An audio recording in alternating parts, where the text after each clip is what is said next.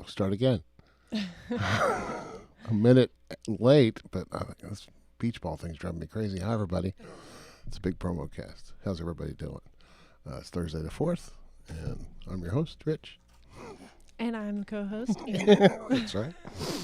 I want to talk about how Heinz 57 is doing some really cool promotional things, and how Tullamore Dew is also throwing a little bit shade at Jameson. All right. I'm going to talk about how print book sales have gone up, and I want to talk about a little something that Amazon did and how they've corrected it. That's a funny one. Okay, cool. Let's go. Let's go, gang. Welcome to the Big Promo Cast with Amber and Rich. In this podcast, Amber and Rich discuss the world of marketing, branding, and promotional products. Now, here's Amber and Rich. This is some crazy tech stuff going on around here.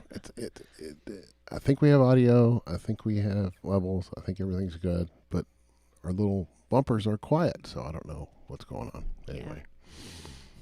Hoping for the best. How are you? Yes. I'm doing all right. Good. Oh, it's your favorite T-shirt. That's cool. Yes, it is. It says this is my favorite T-shirt. That's funny. I got this at a trade show years ago. I remember that. That's a next level shirt. Is that right? Yes. Okay. Yeah, those are cool. Mm-hmm. Anything new exciting this week? Well, today is my son's 4th birthday. That's awesome. So yeah, he's a handful, but I love him. That's cool. Terrible force. Yes. And then last week I got a camera. Oh, I think you mentioned that. Yeah. So my camera came in, and that's been fun. What kind of camera was it? A Panasonic? No. It's a Nikon. Okay. Nikon D. A brand new camera? 3500. Mm-hmm. But it's not for live streaming. You're just doing photography. Yeah. In video or not? No. You probably. could. Yeah, I could. But Is it a fancy camera? Oh, yeah. Oh, that's Super awesome. Fancy. I got all the bells and whistles. Why'd you pick that? Why'd you pick a Nikon? Because I know a couple other photographers who have used Nikon, and they swear by Nikon. And it's got changeable lenses and all that stuff? Mm-hmm. I've got 3 different lenses. Why'd you do that instead of going through a Sony or a Canon? I'm just curious. I just went based on what, what people told you? Mm-hmm. Oh. Did you already have anything, lenses or anything? No. Oh, you didn't? No. What'd you end up spending? More than $1,000? No, not more than $1,000, but it was a pretty For a camera and 3 lenses, you didn't spend more than $1,000? No, I got a camera, 3 lenses, a camera bag, an SD card. Yikes. Like I said, I got all the bells and whistles. I spent $700. Wow. Yeah, it was kind of pretty steal. Cool. Was it brand new, or did you steal it? I'm sorry, steal it. Did you get it from somebody else, like used? I got it from Amazon. Huh. As a package? Mm-hmm. Interesting. Yeah. Wow, because that little Sony camera we're using for you is a ZV-1. It costs $700 by itself. Wow. But it's not a changeable lens. Yeah. But you can get a Sony A6100, I think, for $600, and a lens to go, and it comes with a lens that's not very good. And you could buy a good lens for $400 to go on top of it. So, but yeah, cameras it's a money hole. Yeah. Once you get into it, it's crazy. Then you get lights, and then you get whatever. It's fun though. What you got? What do you think of printed books versus I like them. I don't like carrying them, but I like the idea of them. It feels better to read a book than it does to read a Kindle. It does. There's something about holding that paper. Yeah. Well, since the pandemic started, we have had an increase in book sales. Okay. 2020 was actually the biggest year for book sales in a decade. Physical books. Yes, physical printed books. Huh. People are stuck at home and they've been needing entertainment, so they've been buying books. Okay. Whether it's do-it-yourself, teaching you how to do something. Like, I know a lot of people during the pandemic got into gardening. Mm-hmm. And cooking. So yeah. So those are some different kind of books that started selling. Okay. We also had a bunch of people who started homeschooling because schools were closed. Okay. So there's a bunch of education books that got sold as well. Right. The number one increase was in juvenile fiction. Okay. So I guess teenagers got super bored. I was going to say like Dr. Seuss.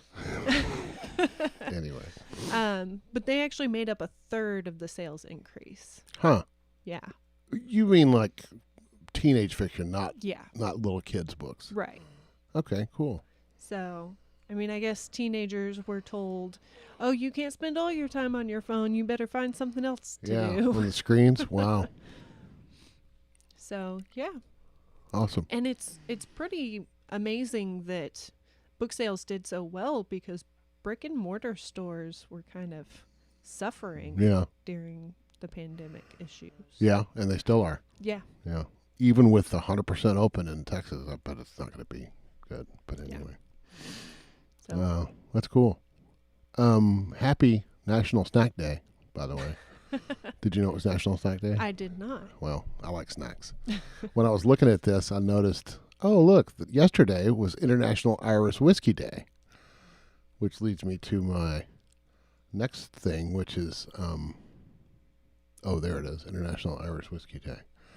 Tullamore Dew is a famous brand of Irish whiskey. Remember we talked about Jameson a couple weeks ago? Mm-hmm. I don't remember what we said, but anyway, Tullamore Dew's having a thing where you can type your name in. I already did it for you.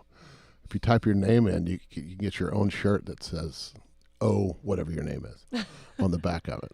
Awesome. If you want to become, but they're one-upping it by saying if you want to, if you live in California, and you will change and your last name is Jameson, which is a competitor.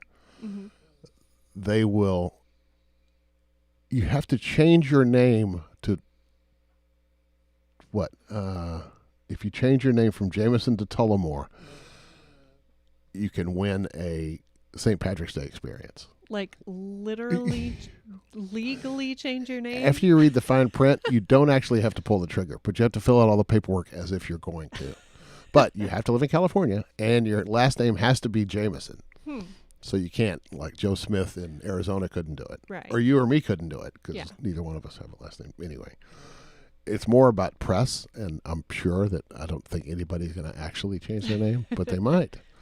But what you win is a socially distant Irish pub, and where did it go? It's like a pub in the middle of the Sahara Desert that's set up. Huh. It's wild. But anyway, I mean, it's all talk. I'm sure. Somebody's going to win it, but yeah. Anyway, you just have to go through the motions to change it. I just thought it was very clever, and it gets people to talk. So anyway. Yes, it does. So that's all I got for that one. With the other thing, with the everyone thing they were talking about, where you change you get the shirt and the label. A label for your own bottle and stuff like that with your name on it. It's kind of a cool thing. Awesome. Anyway, that's all I got for that one. Very nice. So I noticed the other day that I was looking for Amazon, the app on my phone, and I noticed that the app logo was changed. Okay. And I was like, man, they changed it again. Yeah. Well, I found out why. And I was surprised about this, but that's what they changed it to. Yeah. So in January, they changed it to this. Let's see, which way am I? With the little blue piece of tape. This logo right here. Uh-huh. And it's got the smile with a little blue piece of tape, kind of looking like the side of a box. Yeah. Well, people got all up in arms about it, saying it reminded them of Hitler. I don't see it. I mean, I guess I do. You have to look for it, but it's I don't know. I think it was a little out there. For people to be like, oh, that reminds me of Hitler. Like, I think that would be difficult to try and see. But people need to just get a grip. Yes. They need to get a grip. Mm-hmm. It's, okay, whatever. So they ended up changing the logo again. It now looks like a box being opened. Yeah. It's ridiculous. Yeah, it is. But they didn't make a big deal about it or anything. They didn't make a statement. They Yeah. just kind of quietly changed the logo. You know, I'm on Amazon all the time on my phone, and I did not notice the icon had changed whenever they changed it. Mhm. Until I saw this earlier today, and I said, oh, let me see. And it had been changed. But I guess I didn't realize it changed because mine is in, open up this. It's the third one over to the right. I don't ever look at what actually Gotcha. it is, unless it's a big drastic thing. So I wouldn't have noticed, unless somebody called attention to it, I wouldn't have noticed that they even changed it. Yeah. I go based on logos when I'm looking for something on my phone. And that's like when Google changed all their logos Mhm. and I was having to hunt things down because I was used to certain logos. Does Android have folders, or are all your apps just there? I think you can make folders, but I don't. Oh, so you've got just pages and pages of icons? Yeah. Oh, wow. See, all my shopping stuff is in shopping, and all my social stuff's in social, and Gotcha. so it's easy to go to open this one and the third one in the upper right in that square. Gotcha. But that's why I don't know. I just don't notice that stuff. I can almost do it without looking because I know that it's the third one down and open it, and this third one over, open it. So, but iPhone, Android, we can start a fight if you want. Anything else about that? Well, do you think that they should have made a statement? A statement Yeah. like we didn't mean to say it was Hitler? Yeah, pretty much. No, I wouldn't address it. But, it's all perception. If you offend some people, and do people really get offended, or are they just trying to are they just trolls trying to make trouble? I want to talk about Dr. Seuss. Oh, yes. Do you know about Dr. Seuss? Yes, I do. How stuff he wrote in the 30s when we were at war with Japan, and everybody said, if you look at Bugs Bunny stuff from the war, it's not racist. You were against that country because they're, because they were killing our guys. So, I don't know. And using the word Chinaman, I don't think Chinaman's a bad word. I don't think Englishman's a bad word or Irishman's a bad word. It's somebody from England or somebody from Ireland. Right. I don't know why Chinaman's a bad word. I don't either. And let's go farther. I don't know why Oriental's a bad word or Orient. Orient Express is a famous, it's the Asian, I don't know. I don't get it. I don't get why we have to all of a sudden, I don't know. I might get in trouble for this. But. I think it is because some people of that specific culture, whether it's Asians or Native Americans or whoever, Right. some people of that culture have decided that they find specific terms to be offensive. Okay. And once I'll agree with that. And once those people decide that a term is offensive, it is no longer okay to use that term. Okay. I'll give you that. So, really? So you can't say Chinaman because Chinese people don't like it? Pretty much. Well, okay. I'll give you that because it is perception. It's how you perceive it. Yeah. However, the people that complain about it are probably not the people that are the ones being targeted. Yeah, absolutely. I've seen these social justice warriors all over the place who are standing up for people that they don't fall in that group. Yeah. And there are people who do fall in that group who are like, "Hey, that doesn't bother me. leave us out of it." There was like the Washington Redskins. Okay, Redskins is bad. But there were some Native Americans that did not take offense to that, and they made it clear this is not a problem for me. Yeah. But others, just as many, said it is a problem. So Right. And I think you have to be aware of who you're talking to. Like, if you're talking to somebody who does not get offended by a specific term or whatever, then personally, I would not stress about using that term. And if I know that somebody is going to get offended by that, I'm going to be respectful of them and not use that term. Well, I don't want to be disrespectful at all, but I don't see where, okay, disrespect or not, is it a problem?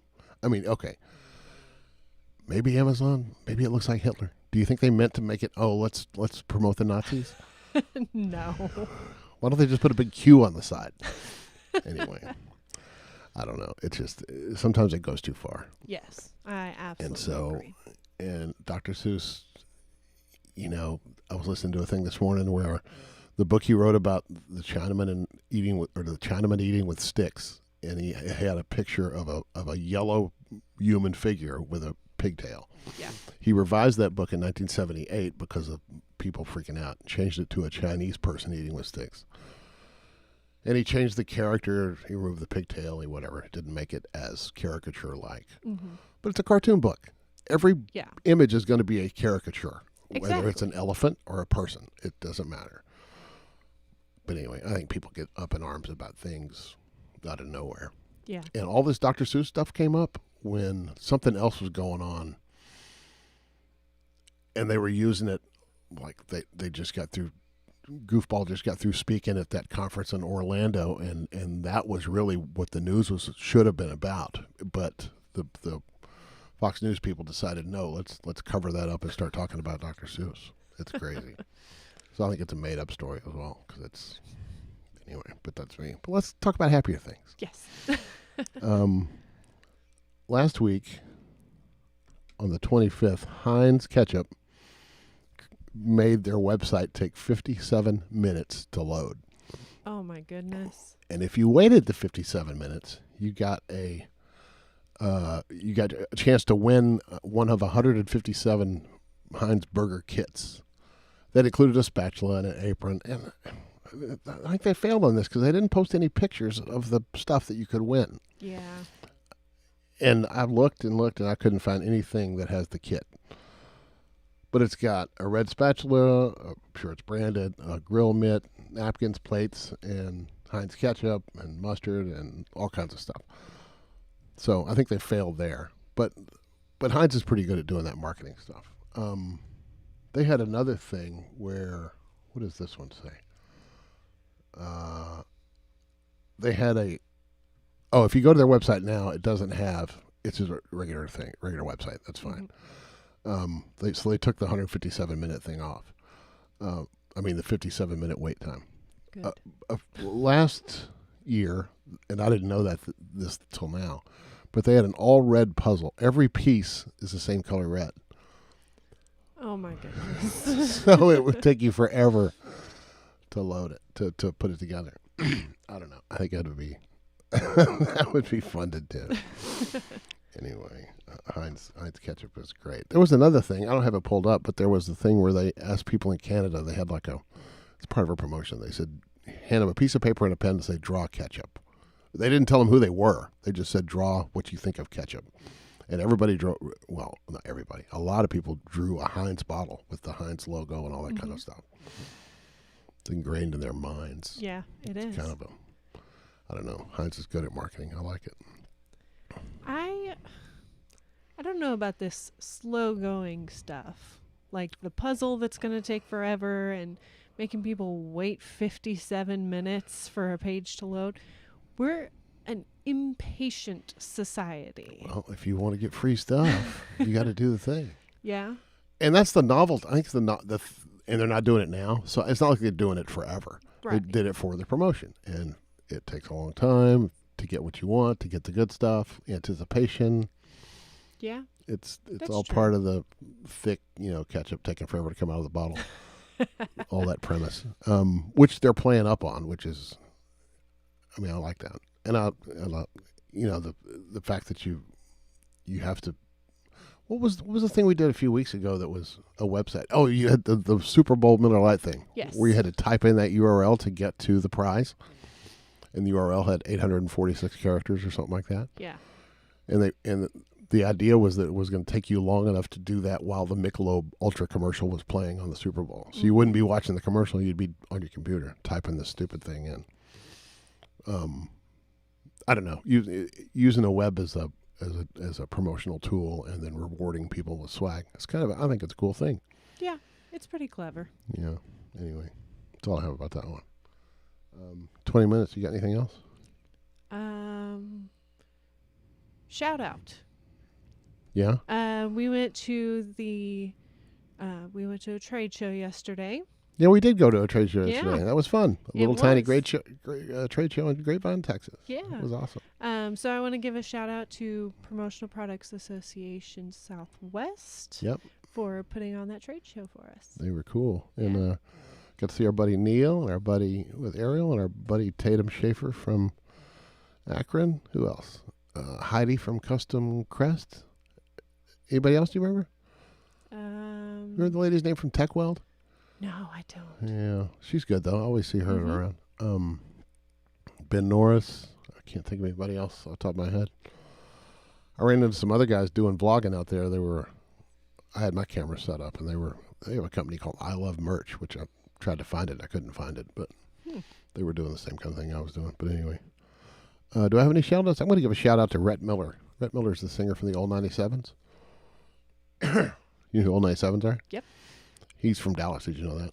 No, I didn't. Oh, I've known Rhett Miller since he was 14 years old. Wow. Since he was playing in Deep Ellum just by himself. It's awesome. But anyway, he does a podcast now called Wheels Off.